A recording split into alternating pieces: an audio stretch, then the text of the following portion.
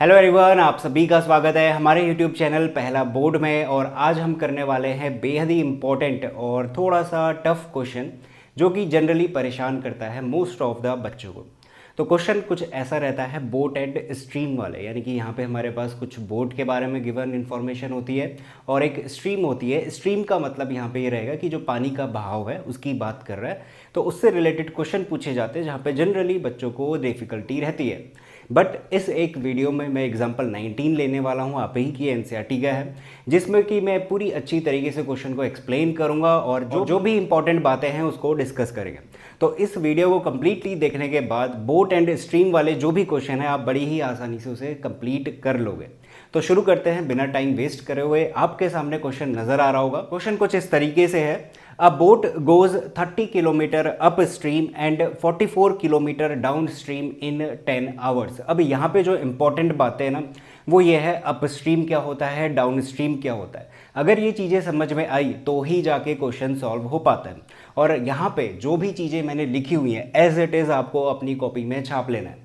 अगर आप इसको अच्छी तरीके से नोट डाउन करते हो समझ के, तो आपको कोई भी प्रॉब्लम नहीं आने वाली एग्जाम्पल 19 में। अगर एग्जाम्पल 19 में प्रॉब्लम नहीं आएगी तो एक्सरसाइज 3.6 में क्वेश्चन नंबर 2 का जो पहला पार्ट है वहाँ पे भी बोट और स्ट्रीम वाला एक क्वेश्चन दिया गया है। तो एनसीईआरटी में कुल मिला के सिर्फ 2 ही क्वेश्चन है, तो प्रैक्टिस के लिए काफ़ी कम क्वेश्चन है। तो आप रेफर कर सकते हो अगली बुकें, जैसे कि आर डी शर्मा हो गई या फिर आर एस अग्रवाल, तो वहाँ पर आपको बहुत सारे क्वेश्चन मिल जाएंगे। बट पहले आपको एनसीईआरटी के क्वेश्चन सॉल्व करने, और उससे भी पहले तो एग्जाम्पल 19 सॉल्व करना है बेहद ही अच्छी तरीके से। तो अब मैं फाइनली बताता हूं कि अप स्ट्रीम और डाउन स्ट्रीम का मतलब क्या होता है, इसको ध्यान से समझना। यहाँ पे मैंने कुछ डायग्राम बनाया हुआ है। मैंने क्या बनाई है, एक बोट बनाई है और एक स्ट्रीम है, यानी कि लहरें हैं। अब वो लहरों की जो डायरेक्शन है वो इस तरफ को है, ठीक है। और सिमिलरली यहाँ पे भी जो दूसरा डायग्राम है वहाँ पे भी जो लहरों की डायरेक्शन है, स्ट्रीम की डायरेक्शन है, वो इधर ही साइड को मैंने रखी हुई है। बट एक चीज़ समझना, यहाँ पे करा क्या है, ये एक ऐसी बोट है, ये मोटर बोट हो सकती है, किसी भी तरीके की बोट हो सकती है। ये क्या कर रही है, लहरों से अपोजिट डायरेक्शन में जा रही है। देखो एरो मैंने इधर की तरफ को बनाया हुआ है। तो वर्ड को समझना, क्या बोला गया, अप स्ट्रीम। स्ट्रीम का मतलब ये वाला हो गया, इसकी डायरेक्शन ये या फिर ये, कुछ भी कर सकते हो अपने फिगर के अकॉर्डिंग। मैंने ऐसे रखी है। अब ये जो स्ट्रीम जा रही है इसके ऊपर जो बोट चल रही है वो कैसे जा रही है, अपवर्ड्स डायरेक्शन में जा रही है, ऊपर की तरफ को, उल्टी यानी अपोजिट डायरेक्शन में। तो इस केस को बोला जाता है अप स्ट्रीम। यानी कि हमारे पास अगर बोट स्ट्रीम की अपोजिट डायरेक्शन में जा रही है तो वो कौन सा केस बन जाएगा, अप स्ट्रीम का केस बन जाएगा। बेहद ही इंपॉर्टेंट है। तो आप एज इट इज़, जैसा ये डायग्राम है, डायग्राम ज़्यादा जल्दी याद होते हैं, तो आप अगर इस डायग्राम को अपने दिमाग में चिपका लेते हो तो यानी कि आपको ये याद हो जाएगा कि अप स्ट्रीम क्या होता है। सिमिलर केस डाउन स्ट्रीम का है। अगेन लहरें इस तरीके से जा रही हैं, डायरेक्शन उधर को भेजी है, बट जो बोट की डायरेक्शन है वो भी मैंने क्या भेजी है, उधर ही डायरेक्शन को। यानी कि स्ट्रीम के ऊपर जो बोट है वो डाउनवर्ड डायरेक्शन में, यानी कि उसी डायरेक्शन में जाएगी, तो वो केस कौन सा बन जाएगा, डाउन स्ट्रीम का बन जाएगा। अगेन बेहद इंपॉर्टेंट फिगर है, चाहे तो आप बना सकते हो अगर आप भूल जाते हो कि अप स्ट्रीम और डाउन स्ट्रीम क्या होते हैं तो। अगर नहीं भूलते हो तो बहुत अच्छी बात है। अब हम शुरू करते हैं अपना क्वेश्चन, और जो पहली लाइन है वहाँ से क्या क्या इन्फॉर्मेशन है वो मैं यहाँ पे इस तरीके से रखूँगा। आपको भी ऐसी ही रखनी है ताकि आप बाइफरगेट कर पाओ कि कैसे पहली इन्फॉर्मेशन से हम पहली इक्वेशन बनाएंगे और दूसरी इन्फॉर्मेशन से दूसरी इक्वेशन बनाएंगे। तो अब क्वेश्चन समझना शुरू करते हैं। क्वेश्चन बस इतना कहना चाह रहा था कि एक बोट है जो 30 किलोमीटर अप स्ट्रीम जा रही है, यानी कि ऊपर की तरफ को जा रही है। तो मैंने यहाँ पे लिख दिया d is equals to 30 kilometer, upstream के नीचे लिखा है क्योंकि अप स्ट्रीम की बात हो रही थी, ठीक है। उसके बाद कहता है 44 किलोमीटर डाउन स्ट्रीम जा रही है, 44 किलोमीटर डाउन स्ट्रीम, तो d is equals to 44 kilometer. अब ये जो काम कर रहा है ना, क्या काम कर रहा है, एक अप स्ट्रीम जाने का और एक डाउन स्ट्रीम जाने का, वो टोटल मिला के कितने घंटों में कर रहा है, 10 घंटों में कर रहा है। तो इसलिए मैंने यहाँ पे पहले बॉक्स बनाया है, उसके बाद डिस्टेंस और डिस्टेंस दोनों लिख दिए हैं। ये मेरे पास पहली इंफॉर्मेशन है और इस पहली इंफॉर्मेशन से मेरे पास पहली इक्वेशन निकलने वाली है। तो ये हो गई मेरे पास पहली इंफॉर्मेशन। दूसरा शुरू करते हैं। दूसरा कहता है इन 13 आवर्स, अब 13 घंटों की बात होगी। यहाँ पे 10 घंटे, यहाँ पे 13 घंटे। अब ये जो इन्फॉर्मेशन लिखी जाएगी इससे मुझे दूसरी इक्वेशन मिलने वाली है। तो ये कहता है इन 13 घंटों में it can go 40 kilometre up stream, 40 kilometre up stream जा रहा है, यानी कि ऊपर की तरफ लहरों से अपोजिट डायरेक्शन में। और 55 किलोमीटर डाउन स्ट्रीम जा रहा है, यानी कि लहरों के साथ बह रहा है। तो ये हो गया मेरे पास दूसरा क्वेश्चन, यानी कि इन्फॉर्मेशन। और इस दूसरी इन्फॉर्मेशन से मेरे पास दूसरी इक्वेशन निकलने वाली है। तो हमने क्या कर दिया है, दोनों की दोनों इन्फॉर्मेशन लिख दी है। अब इसका यूज़ करेंगे और इक्वेशन फाइंड आउट करनी शुरू करेंगे। तो यही था। अगर आपको इतनी इन्फॉर्मेशन बाइफरगेट करनी आ गई, नहीं बाइफरगेट यानी कि जैसे मैंने तितर बितर करके इस तरीके से लिख दिया है, क्योंकि ऐसे करने से हमें समझ में आता है कि क्या इक्वेशन बनने वाली है और कैसे हम बनाएंगे। तो अगर आपको इतना करना आ गया, इतनी इन्फॉर्मेशन समझ में आ गई, तो इसके बाद आप क्वेश्चन बड़ी ही आसानी से कर ले जाओगे। तो अब शुरू करते हैं।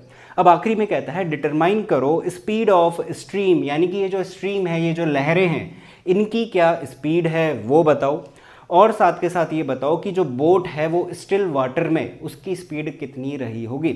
अब देखो, पानी भी एक तरीके से हमारे पास क्या होता है, दो तरीके का है। क्या है, एक स्ट्रीम वाला यानी कि जो बह रहा है, और एक दूसरा जो कि हमें लेक पॉन्ड्स वगैरह में देखने को मिलता है, जो कि ठहरा होता है, जिसे कहते हैं स्टिल वाटर। अब एक चीज़ सोचना, अगर उस लेक या फिर पॉन्ड में मैं कोई बोट दौड़ा रहा हूँ, तो वो जो स्पीड रहेगी वो इंडिविजुअली उसी बोट की रहेगी, क्योंकि वहाँ पे कोई भी लहरें नहीं मिल रही है हमें, कहाँ पे, लेक और पॉन्ड पे। तो यहाँ पे बात ये कह रहा है कि हमें बोट की इंडिविजुअल स्पीड निकालनी, यानी कि अगर पानी ठहरा हुआ है तो वहाँ पे बोट की स्पीड क्या रहेगी। तो इसको मैं दूसरे शब्दों में ऐसा भी कह सकता हूँ ना कि बोट की इंडिविजुअल स्पीड निकालनी है। ठीक हो गया।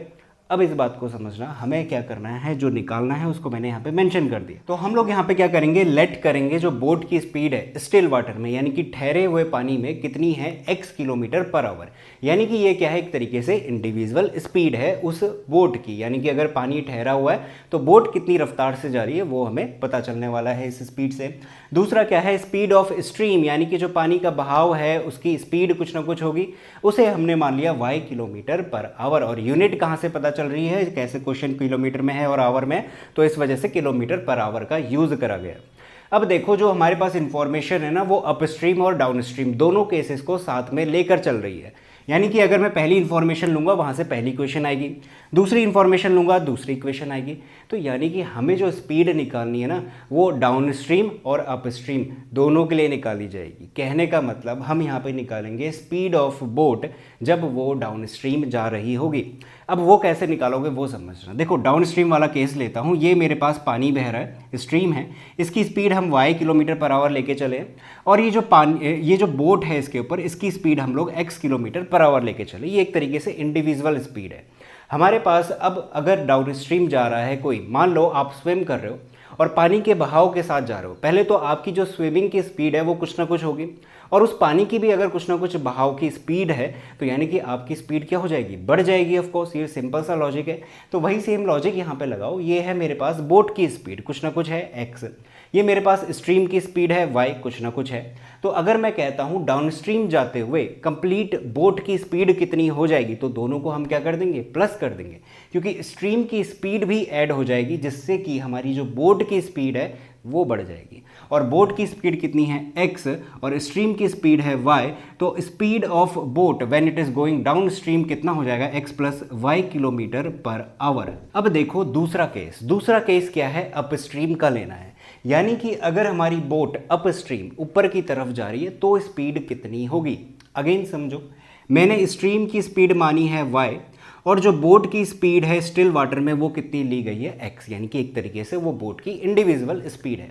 अब खुद सिंपल सा लॉजिक लगाओ, अगर पानी का बहाव है और आपको खुद को स्विम करते हुए जाना है, तो यानी कि जो भी पानी का बहाव है उस बहाव से ज़्यादा आपकी स्पीड रहनी चाहिए, तभी तो आप उसकी स्पीड को कट करते हुए आगे बढ़ पाओगे, नहीं तो आप उसी के साथ बह जाओगे। तो यानी कि क्या हो रहा है, जब आप पानी के अपोजिट ट्रैवल करना शुरू कर रहे हो तो यानी कि आपकी स्पीड पानी के बहाव से ज़्यादा होनी चाहिए। ये सिंपल सा लॉजिक हमें समझ में आता है। ठीक है, अब यहाँ पे समझना, ये बोट अगर ऊपर की तरफ जा रही है और ये पानी का बहाव जा रहा है, तो यानी कि अगेन इस केस में अगर बोट को ऊपर जाना है, ऊपर चढ़ना है स्ट्रीम से, तो यानी कि उसकी स्पीड ज़्यादा होनी चाहिए। यानी कि बाय डिफ़ॉल्ट यहाँ पे जो x है वो बड़ा होगा y से, ये क्या है, स्पीड है। तो इसका मतलब जो मेरे पास स्पीड निकल के आएगी बोट की कब, जब वो अप स्ट्रीम जा रहा है, तो वो कितनी हो जाएगी, x minus Y kilometer per hour. अगर ये बात समझ में नहीं आई है तो एग्जांपल ले लो।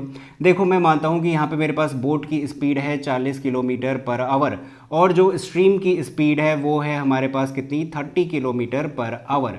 तो यानी कि अगर ये जो स्ट्रीम है ये 30 किलोमीटर पर आवर की स्पीड से बह रहा है, तो यानी कि जो बोट की स्पीड है वो मुझे 31, 32, 33 इस तरीके से लेनी चाहिए, और मैंने यहाँ पे 40 किलोमीटर लिया हुआ है। तो यानी कि ये जो बोट है अब ये अपवर्ड्स डायरेक्शन में जा सकती है क्योंकि स्पीड इसकी ज़्यादा हो गई है। अब अगर मैं आपसे पूछूं कि टोटल स्पीड कितनी रही फिर बोट की, तो 10 किलोमीटर रह जाएगी। क्यों 10 किलोमीटर पर आवर? क्यों? क्योंकि ये जो 40 है, इस 40 की स्पीड को जो 30 वाला जो स्ट्रीम बह रहा है वो कट कर दे रहा है। तो 40 माइनस 30, तो ऊपर जाते हुए इस बोट की स्पीड कितनी रहने वाली है, 10 किलोमीटर पर आवर रहने वाली है। तो वही सेम लॉजिक मैंने यहाँ पे लगाया कि इसकी x मानी है और इसकी y मानी है, तो ऑफकोर्स जो x है वो बड़ा होगा क्योंकि अप स्ट्रीम जा रहा है, और जो टोटल स्पीड रह जाएगी अब बोट की अप स्ट्रीम जाते हुए वो कितनी रह जाएगी, x minus Y kilometer per hour रह जाएगी। अब देखो इस इंफॉर्मेशन का, ये जो भी मैंने यहाँ पे लिखी है, एक एक बात आपके लिए इंपॉर्टेंट है, सब कुछ काम की बातें हैं, आपको नोट डाउन करना है बहुत ही अच्छी तरीके से। अगर आप इतनी चीज़ें समझ जाते हो, अब बस कुछ नहीं बचा, हमें इक्वेशन बनानी है और उस इक्वेशन को सॉल्व करना है। तो सॉल्व करना शुरू करते हैं। तो देखिए हमने वीडियो का पहला पड़ाव पूरा कर लिया है, यानी क्वेश्चन समझ लिया है, इसमें जो भी टर्मिनोलॉजी है अप स्ट्रीम डाउन स्ट्रीम वो सारी हमने कवर कर ली है। अब दूसरा पड़ाव शुरू होता है, यानी कि अब हम इक्वेशन बनाएंगे, उसके बाद तीसरा पड़ाव जहाँ पे हम लोग इक्वेशन को सॉल्व करेंगे। तो दूसरा पड़ाव हम अपना कंप्लीट करते हैं। अब देखो मैंने यहाँ पे चीज़ें मान ली थी, speed of boat downstream और speed of boat when it is going upstream, इस तरीके से हमने स्पीड निकाल दी है। अब इक्वेशन कैसे बनाएंगे वो समझो। हमारे पास क्या होता है, फॉर्मूला होता है distance is equals to speed into time का। ठीक हो गया। मेरे पास डिस्टेंस पड़ी, देखो ये जो पहली मैंने इन्फॉर्मेशन लिखी इससे पहली इक्वेशन निकलने वाली है, तो मेरे पास क्या क्या पड़ा है वो देख लो। मेरे पास डिस्टेंस पड़ी है, ठीक है, मेरे पास टाइम भी पड़ा हुआ है, ठीक है, मेरे पास स्पीड भी पड़ी हुई है। तो इन्हीं बातों का हमें क्या करना है, यूज़ करना है। देखो कैसे, टाइम क्या हो जाएगा, डिस्टेंस अपॉन स्पीड हो जाएगी, ठीक है। टाइम कितना है, पहले केस में 10 घंटे हैं, 10 आवर्स हैं, ठीक है। इन 10 आवर में वो कर क्या रहा है, इस 10 घंटे में वो अपस्ट्रीम भी जा रहा है, वो डाउनस्ट्रीम भी जा रहा है। देखो वो अपस्ट्रीम गया, कितना गया, 30 किलोमीटर गया। तो इस 30 किलोमीटर जाते हुए उसकी स्पीड कितनी थी, x माइनस वाई थी। मैंने अपस्ट्रीम के लिए स्पीड क्या मानी है, x माइनस वाई मानी है। तो यानी कि अगर मैं यहाँ पे लिखता हूँ डिस्टेंस यानी कि 30 अपॉन स्पीड, स्पीड यानी कि x माइनस वाई, तो ये जो निकल के आ रहा है ना 30 अपॉन x माइनस वाई, ये क्या आ रहा है, आपका टाइम निकल के आ रहा है कि वो कितना टाइम ले रहा है अपस्ट्रीम जाते हुए, जब वो 30 किलोमीटर की डिस्टेंस कवर कर रहा है। अब देखो ये जो टाइम ले रहा है ना, ये कुछ भी हो सकता है, ये 5 हो सकता है, ये 6 हो सकता है, ये 7 हो सकता है, बट ये 10 से ज़्यादा नहीं होगा। क्योंकि 10 कब बन रहा है, जब इसको और इसको दोनों को कंसिडर करना है। यानी कि अपस्ट्रीम तो हमने ले लिया, अब हम डाउनस्ट्रीम की बारी कंप्लीट करते हैं, यानी कि उसको सॉल्व करके लिखते हैं। तो यहाँ पे मैं लिखूंगा प्लस डाउनस्ट्रीम जाते हुए डिस्टेंस कितनी कवर करी है 44, और डाउनस्ट्रीम जाते हुए स्पीड कितनी है x प्लस वाई। तो यानी कि 44 अपॉन x प्लस वाई, ये मिली मेरे पास पहली equation.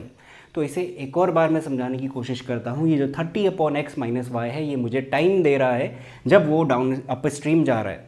44 upon X plus Y भी मुझे टाइम दे रहा है जब वो डाउनस्ट्रीम जा रहा है, और ये दोनों पहले केस के हिस्से हैं। और इस पहले केस में टोटल टाइम कितना लग रहा था, 10 घंटे लग रहे थे।